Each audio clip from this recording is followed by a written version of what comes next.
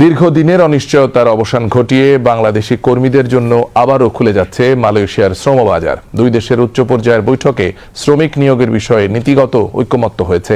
সরকারের পক্ষ থেকে জানানো হয়েছে, সবকিছু পরিকল্পনা অনুযায়ী এগোলে আগামী আগস্টের শেষ সপ্তাহ থেকেই বাংলাদেশি কর্মীদের জন্য প্রথম ব্যাচ মালয়েশিয়ায় যেতে পারবে।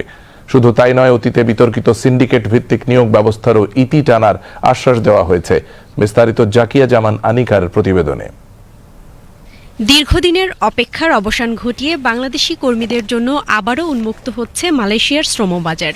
কুয়ালালামপুরে বাংলাদেশ হাই কমিশনে আয়োজিত সংবাদ সম্মেলনে প্রধানমন্ত্রীর উপদেষ্টা ও প্রধানমন্ত্রীর কার্যালয়ের মুখপাত্র মাহাদি আমিন জানান, বাংলাদেশ ও মালয়েশিয়ার দ্বিপক্ষীয় বৈঠকে সব খাত ও উপখাতেই বাংলাদেশি কর্মী নিয়োগের বিষয়ে ঐকমত্য হয়েছে। প্রয়োজনীয় আনুষ্ঠানিকতা শেষ হলে আগামী আগস্টের শেষ সপ্তাহ থেকেই বাংলাদেশি কর্মীদের প্রথম ব্যাচ মালয়েশিয়ায় পাঠানো সম্ভব হবে। আমাদের মূল উদ্দেশ্য যত দ্রুত সম্ভব বাংলাদেশ থেকে নিয়মতান্ত্রিক জটিলতা কমিয়ে এনে এফিশিয়েন্টলি একটা স্বচ্ছ প্রক্রিয়ার মাধ্যমে অভিবাসন ব্যয় কমিয়ে বাংলাদেশ থেকে মালয়েশিয়া জনশক্তি রপ্তানি থেকে শুরু করা, এবং আগামী 1 মাসের ভেতরে যখন বাংলাদেশের উন্মুক্ত শ্রমবাজারে প্রচুর বাংলাদেশি শ্রমিক আসা শুরু করবে, আমরা যখন তাদের জীবনমানের উন্নয়ন ঘটাতে পারবো, ইনশাআল্লাহ দীর্ঘমেয়াদে বাংলাদেশের ভাগ্য পরিবর্তনে সেটি একটা বড় ভূমিকা রাখবে। সংবাদ সম্মেলনে উপস্থিত ছিলেন শ্রম ও কর্মসংস্থান এবং প্রবাসী কল্যাণ ও বৈদেশিক কর্মসংস্থান মন্ত্রী আরিফুল হক চৌধুরী। তিনি বলেন, অনৈতিক কর্মকাণ্ড কিংবা সিন্ডিকেটের সঙ্গে জড়িত কোনো রিক্রুটিং এজেন্সিকে নতুন তালিকায় রাখা হবে না। মালয়েশিয়ার সংশ্লিষ্ট কর্তৃপক্ষ খুব শীঘ্রই এই বিষয়ে চূড়ান্ত সিদ্ধান্ত জানাবে।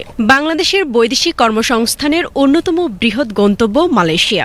নির্মাণ, উৎপাদন, কৃষি, সেবা, পাম অয়েল সহ বিভিন্ন খাতে কয়েক লাখ বাংলাদেশি কর্মী সেখানে কাজ করছেন।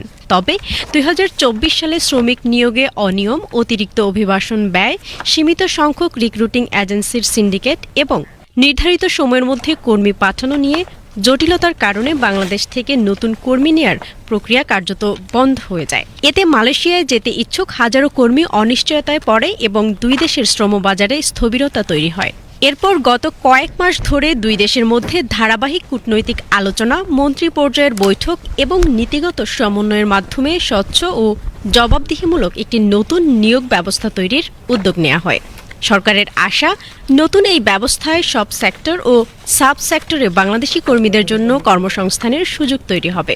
পাশাপাশি মধ্যস্বত্বভোগী ও সিন্ডিকেট নির্ভর নিয়োগ কমে আসবে এবং বিদেশগামী কর্মীদের ব্যয়ও উল্লেখযোগ্যভাবে হ্রাস পাবে। জাকিয়া জামান আনিকা, বিটিভি নিউজ।